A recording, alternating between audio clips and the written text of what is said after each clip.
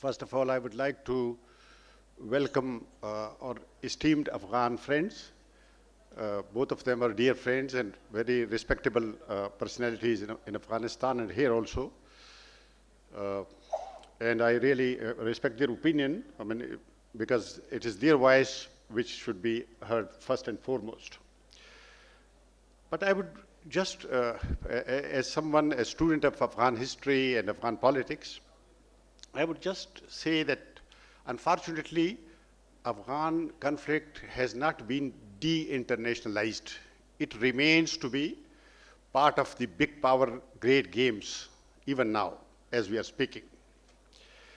You see, Doha deal. I met Afghan delegation, American delegation, Mr. Khalilzad and his team in Islamabad in October 2018 when they were here. And they asked my take on Doha negotiations. There was no deal at that time.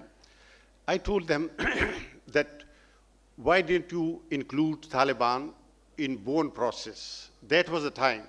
Had you included them, problems would have been, there would have been no problem. You kept them out and now you want to bring them. I told them there will be no peace. You want to exit, it's your right, a sovereign country, but why are you empowering them? Why are you legitimizing them? Why are you giving them political capital? But unfortunately, big powers have their own interests and their own game. So naturally, they went ahead with Doha deal, and now we are having a situation in which, of course, for Pakistan, it's very important because Taliban is basically the project of Pakistani generals. It is also very closely connected with our internal politics. Because when Ziaul Haq wanted to push back 73 constitution, he used the name of Islam. It was the only name which he could use for pushing back the constitutional order. And even today, as we are speaking, our generals, when they interfere in politics, they use this Islamization and Taliban. So Taliban were sent from here, unfortunately, from Pakistan. The production factories produce them here in this country. So, and then they talk about TTP and Afghan Taliban. They are one organization. There is no TTP. This is a joke. Basically, it is one Taliban. There are some Pakistanis who were part of Afghan Taliban, but they were, Taliban, not sort of Pakistani Afghan.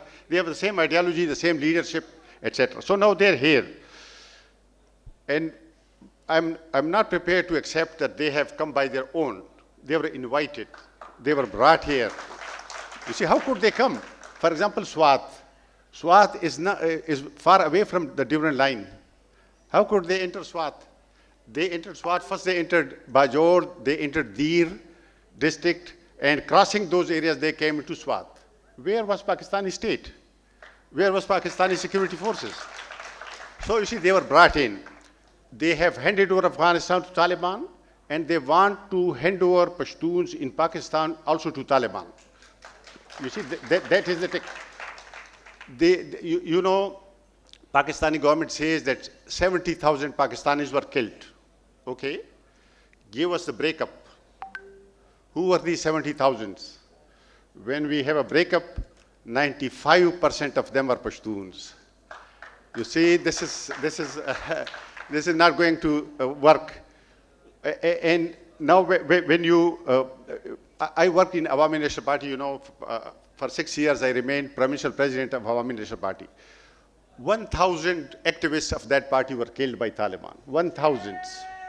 Not even one individual was prosecuted.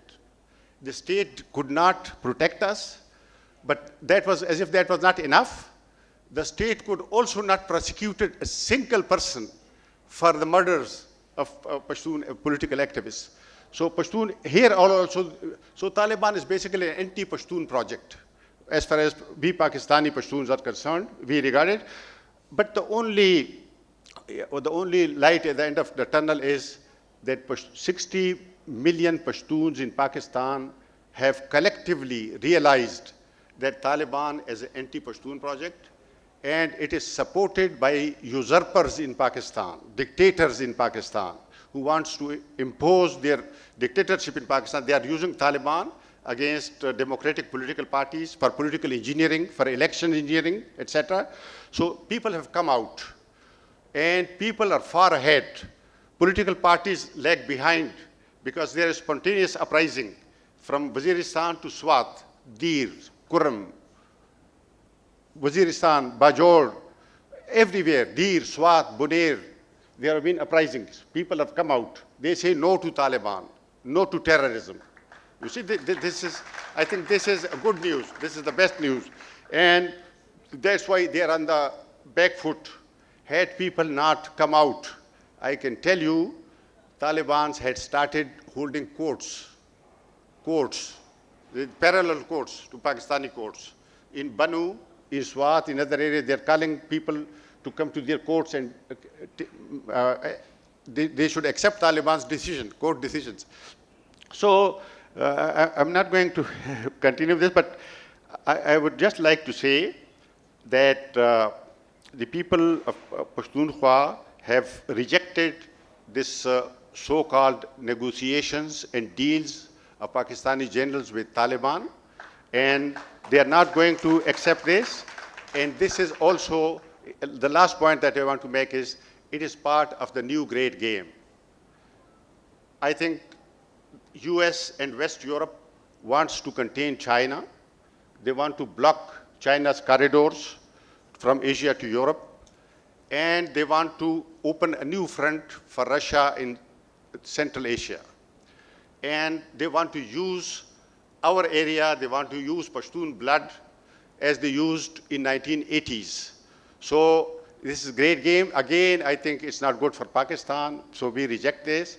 And we look forward to peaceful Afghanistan and friendship between Pakistan and Afghanistan. We really seriously respect the right of Afghan people to decide whether a government, or those who claim to be a government, is a legitimate government or not. It's for Afghans. We're not here to decide this.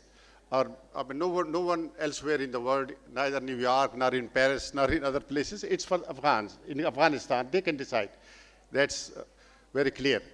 But on this side, I think it's very clear that the question that you earlier asked, this peace uprising, it started in 2018 when Pashtun Tahaffuz movement was born in Waziristan. Mostly, I mean, other places, but mainly in Waziristan.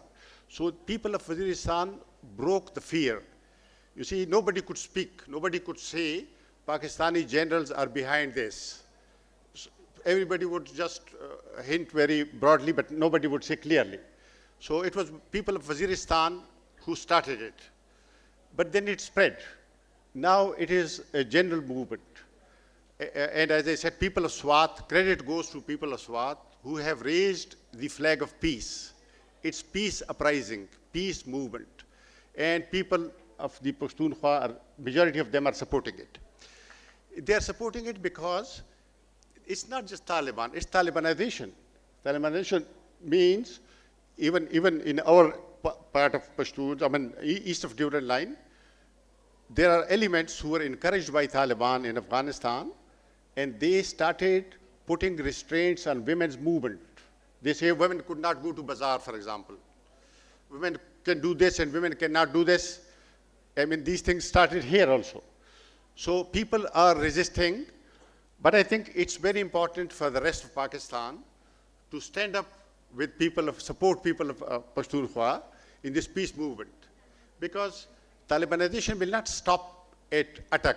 It will not stop at Indus River.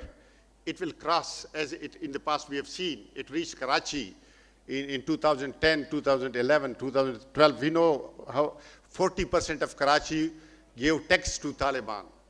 It can happen again. In our province, they are taking extortions. Our chief minister, I mean, he is supposed to be giving money to them. Ministers, members of parliament, many people have been attacked. Those who do not pay money are attacked. Their houses are attacked. And even a PTI MPA from Dir was attacked. He survived, his brother and 3 other people were killed because they did not pay money. So you see, this is something which will come over to Islamabad. it will come to Lahore, it will go to Karachi. So it has to be stopped. And for that, I think we need our democratic movement, political parties, civil society in Pakistan, media. We will request them to support this movement because it is in our common interest. It's our giant struggle for peace and democracy in Pakistan. We need to put a stop to Taliban and Talibanization. And we need to raise voice against our country once again becoming a frontline state. You see, this frontline state addiction, we have to overcome this. From last 40 years, we have been facing this. It's a high time that we become a normal country focused on economic development, having the best of relations with Afghanistan and respect the sovereignty of Afghanistan. Afghanistan is our dear neighbor and we should be the closest friends, but not at the cost of Afghanistan's freedom. I mean, we should respect that, and I hope that is the sane way. I hope people in Pakistan will support this.